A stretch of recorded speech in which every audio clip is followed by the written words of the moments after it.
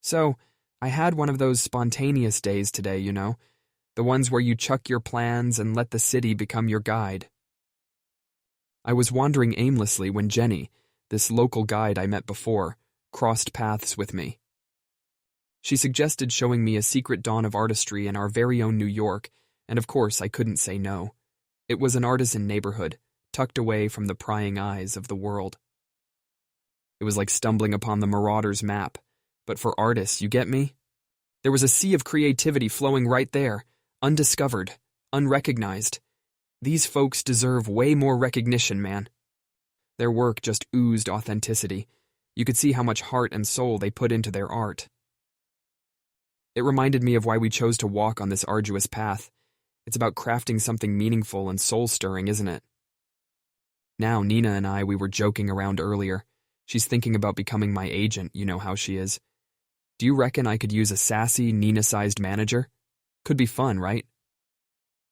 Speaking of Nina, she's flying off to Paris, of all the places. Says art history is calling her. I couldn't be more envious. But hey, gotta prep up for that solo exhibition. Anyway, I've blabbed on for too long. Probably lost you in the alleys of my rambling. You'd want to hear this one? You remember how Nina and I share a fondness for street art, right? So, today I saw this piece of graffiti that was seriously amazing. I swear, it was almost as if someone had scribbled down a poem on the walls of the city, and it got me thinking. I mean, graffiti, it's more than just art, isn't it? It's like the city's diary, the rawest, grittiest representation of its spirit. And that, my friend, is what makes it so compelling. So, yes, I've been having these artistic epiphanies all day. Wonder what the good people of New York would think of my ramblings if they heard them. Anyway, changing gears for a bit. Nina was going on about this fantastic sculpture she saw. A feather made entirely of recycled bottle caps. Imagine the detailing that would have gone into that one. Brilliant, isn't it? Amid all this, I almost forgot. All the best stuff always comes at the end. Nina's in Paris. Lovely, artistic, pastry-filled Paris. You know, the city that's on every artist's bucket list. The one place that can make you feel like you've stepped right into a canvas? Yeah, that place. Consider me green with envy. But hey, Nina promised to bring me back some authentic macaroons, so there's that. Man, life must be amazing on her side of the pond. All right, I think I've held my end of the one-sided conversation for long enough now. You wouldn't believe what I got up to today. Artistic pursuits took a sideline, while I strapped up, got ready to punch and kick. Yes, you heard that right. I've gone from paintbrushes and canvases to martial arts. I want to form a more integrated sense of self, how to coordinate my body and mind, kind of like those ink-dipped dancing brushes on a canvas. As I stood there in the training room trying to remember which hand was left and which was right, I suddenly realized it's difficult to learn to fight when you've spent 29 years avoiding confrontations. Even so, I got through my first day with just a couple of blunders. Paul, my poor martial arts instructor, certainly had his work cut out.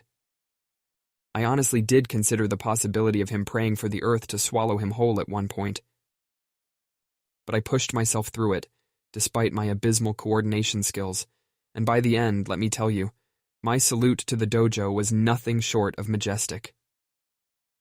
Nina was in stitches when I told her actually no, when she interrogated me on my sudden interest in martial arts.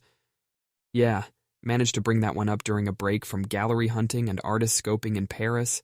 She's still on her Parisian adventure, by the way, and an art scouting she goes. Can't help feel a bit of a pang of envy, given my love affair with the city of love and art. But hey, martial arts isn't all bad.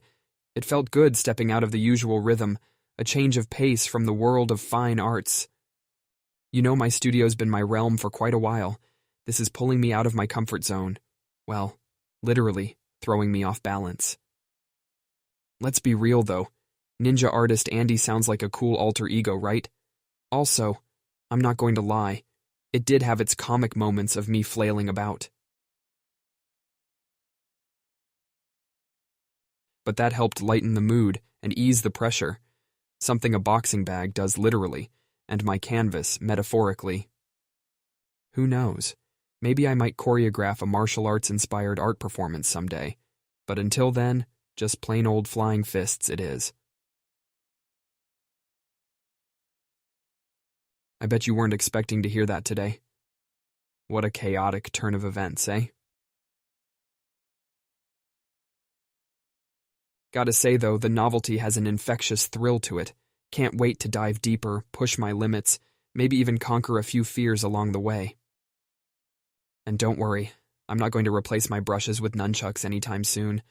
Always looking for ways to surprise you.